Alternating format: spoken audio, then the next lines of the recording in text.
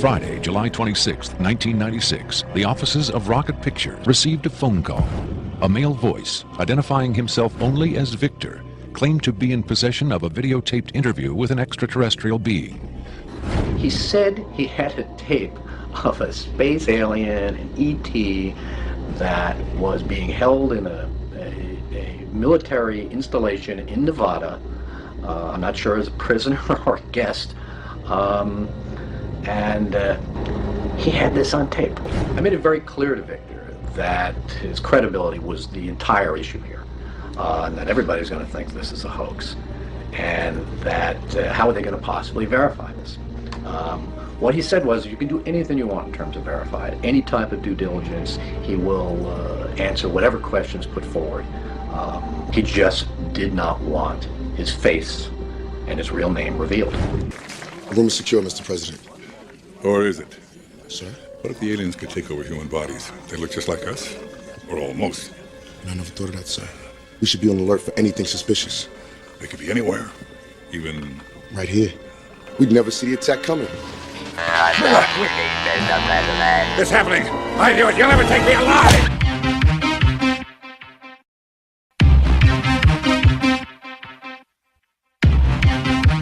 What?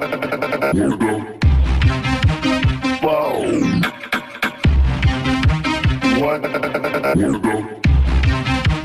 What the fuck? It's true. We're all in danger. What is your occupation at Area 51? I won't answer that. I have had reason to be present at Area 51, and I'm not going to clarify whether or not I was there as an employee. Are you saying you were there as a visitor? I'm not going to specify why or in what capacity I was there, only that I was there. Can you tell us how many times you were there? When I agreed to this, my fundamental ground rule was that I would not be asked to divulge personal data that might help pinpoint my identity. If you continue to ask questions that are out of bounds, I won't hesitate to terminate this interview. Let's turn to the tape itself. The copy you've supplied is not the original tape. No. Was the original at Area 51 when you copied it? That's out of bounds. Is it fair to assume that You can assume anything you like. copying of tapes at Area 51 is heavily restricted? That's obvious. I will say that this tape was copied under special circumstances, otherwise copying it would have been impossible. Can you be more specific? More specific, this interview was terminated. The interview resumed only after a discussion of the ground rules. Have you personally seen the alien being that appears in the tape? Yes, I have, but I stress I was not necessarily present at the interview session that appears on the tape. I'm not going to be specific. I may have encountered the being at another time. What can you tell us about the alien interview we're about to see? This one is rather recent, very late in the series. The interview process has been ongoing since the being arrived, which was in 1989. Approximately twice a month, they sit it down for a session that generally lasts from 3 to 5 hours. If they try to go longer than that, or if they schedule the sessions more frequently, the being becomes unresponsive. What has the alien revealed? Various minor technical details of the saucers. The physicists and engineers are frankly frustrated. They feel the being is withholding information. Possibly concepts are getting lost because all the information has to come through a telepath. But also it may be that the bulk of their scientific knowledge is just too advanced to be translated into our primitive conceptual framework. It's analogous to if a human scientist were to try to translate quantum mechanics into the grunts and screeches of a chimpanzee. That's not a very flattering comparison. Frankly, there's a high attrition rate for scientists in the program. You'd think they'd be energized by the challenge. But a lot of them take the ego deflation very hard when they find out not only how much they don't know, but how much they aren't even capable of understanding. Victor uses the term vessels to refer to the alien's conception of the body as a disposable vehicle for the soul. Do you think it's a reassuring sign that these aliens can communicate with us on a spiritual plane? It would be nice to think so, but I'm not sure if it's really such an achievement considering the mismatch between our intellects. I mean, you're not going to have much luck making your dog understand calculus, but if you pet him on the head and say, "Good dog," aren't you communicating spiritually? And doesn't the animal control officer say, "Good dog," when he comes to put some poor stray to sleep? Doesn't the vet try to reassure the animal just before he spays it? When you're dealing with beings whose intellect is so far beyond your own, I don't think it's safe to assume they have your best interests at heart. Because of his unwillingness to reveal his own identity, Victor's story stands or falls on the credibility of the tape he supplied. Here is the uncut, uninterrupted alien interview tape, shown in its entirety in real time. You removed the soundtrack from the tape before you turned it over to this program.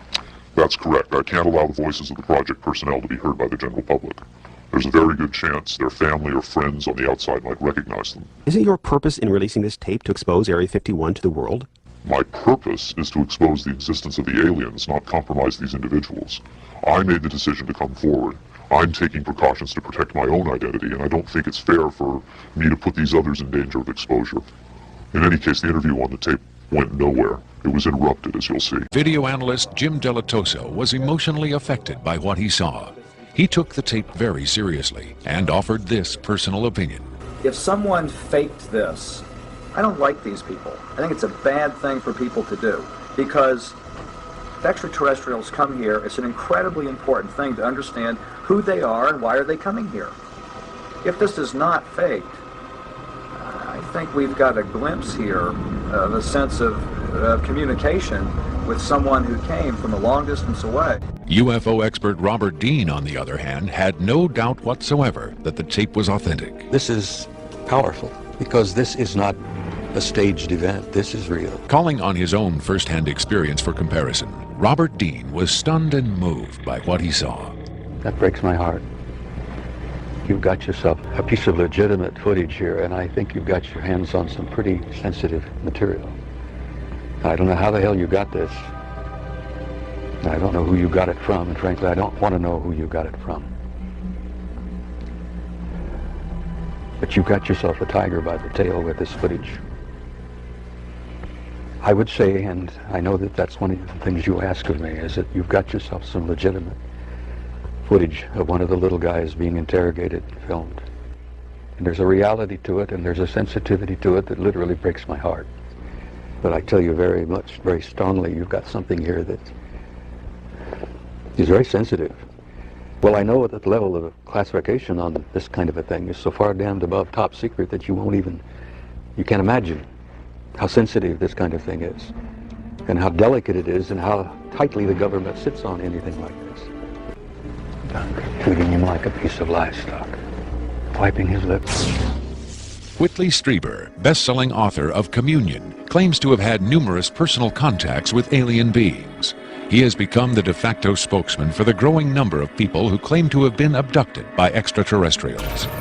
I was awakened by a presence. Then I began to see these faces, and I wasn't quite sure what was going on. There was a long, needle. They said they were going to put this into my head, and it scared me to death. Stop it, please, stop it! I had a close encounter the third time, for sake. The nationally syndicated television program Strange Universe asked Strieber and several other abductees to view the alien interview tape. What Strieber saw left him profoundly shaken. Strieber would not agree to be interviewed on camera for this program, but on Strange Universe, he had this to say.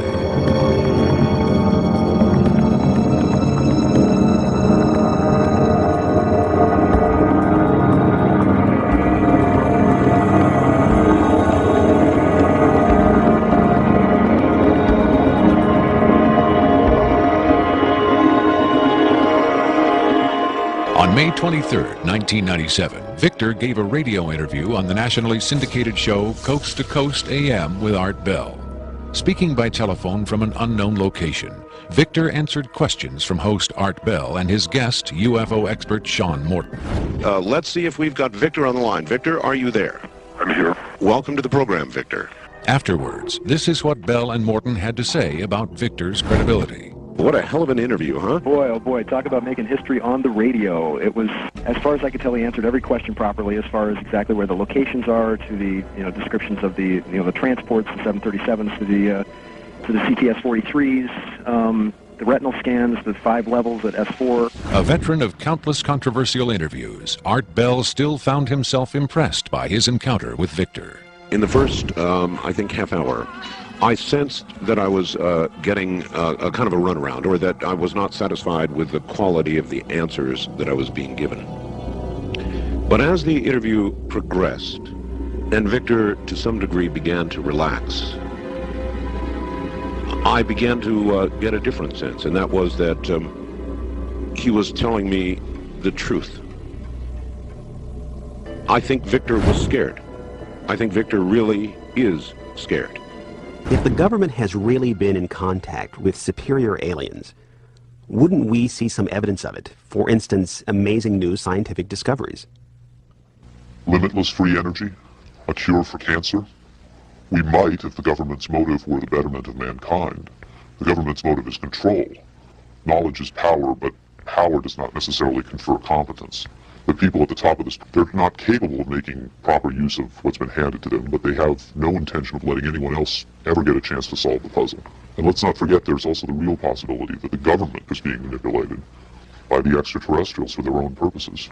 Do you believe your life is in danger as a result of making this tape public? I would hope not. I would like to think my government is a little more civilized than that. But at the same time, I don't intend to give them the chance to prove me wrong. Obviously, they would like me to be perceived as a hoaxer. If something were to happen to me, if I should die suddenly in a freak accident, it would obviously lend credence to my story, and I assume they understand that and will act or not act accordingly. Why should anyone believe this tape is authentic? Use your own judgment. That's all any of us can do. There's been so much secrecy and disinformation over the last 50 years that it's become impossible to prove anything in the face of official denial. Of course, the flip side is nobody really believes anything the government says. Did this alien die? I can't answer that with certainty. I do know the interviews came to an end. Whether the being died or was retired, and I don't mean that in the spy thriller sense of having it killed, I mean retired from the interview process. I just don't know. I'm fairly certain it didn't go home, at least not in the physical sense. But these beings, they don't seem to be very concerned about dying or avoiding death. Why do you think that is? Maybe they know what comes after death with more confidence than we do. Maybe there's another vessel waiting for them on the other side. I've heard the claims that they come from Zeta Reticula or the Pleiades, but it hasn't been established that they come from out there at all. Their saucers may not travel through space as we know it. They may fold in from another dimension, another reality. You make them sound almost supernatural, like angels or devils. Supernatural is just a term for aspects of nature we don't understand. For many people, they certainly do serve the functions of both angels and devils, forces we can't comprehend. Robert Dean heads a growing movement lobbying Congress to release former NASA intelligence and military officials from their security oaths so they can talk openly about U.S. involvement with UFOs and aliens. As early as '49, your government knew we were dealing with extraterrestrial intelligence. And then it sort of blew up more and more. Every year there were more discoveries, more conclusions, more contacts. And as you probably know, we have indeed retrieved crashed hardware, and we have reverse engineered it, and we have indeed been flying some of that hardware in this base not too many miles outside of Nellis, near Las Vegas. Dean believes the time has come for the government to tell the people what it knows. The truth has got to come out. We're over 30 years too late.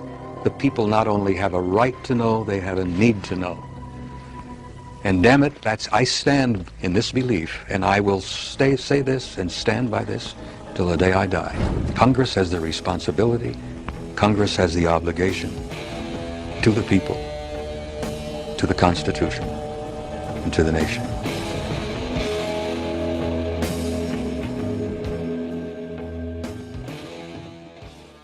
WTF.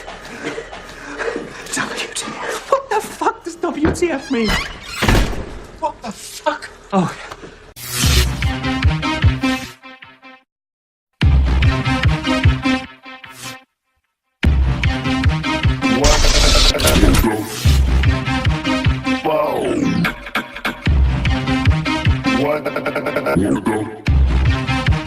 What the fuck?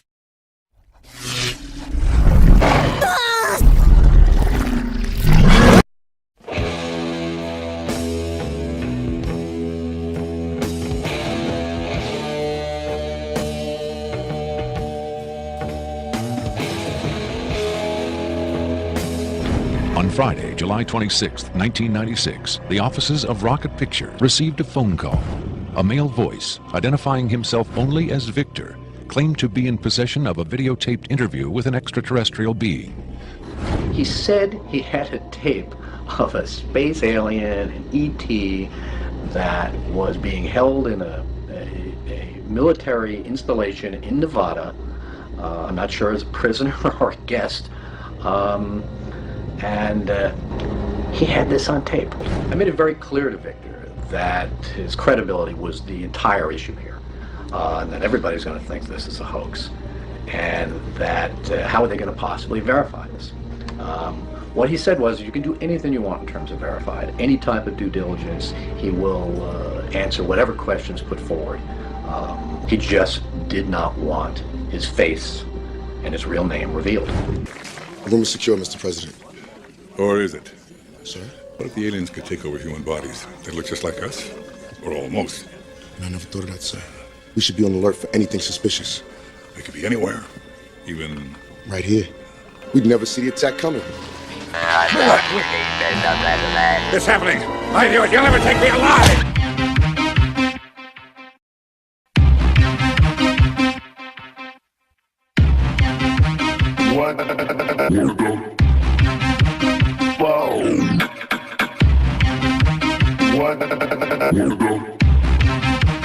What the fuck? It's true. We're all in danger. What is your occupation at Area 51? I won't answer that. I have had reason to be present at Area 51, but I'm not going to clarify whether or not I was there as an employee.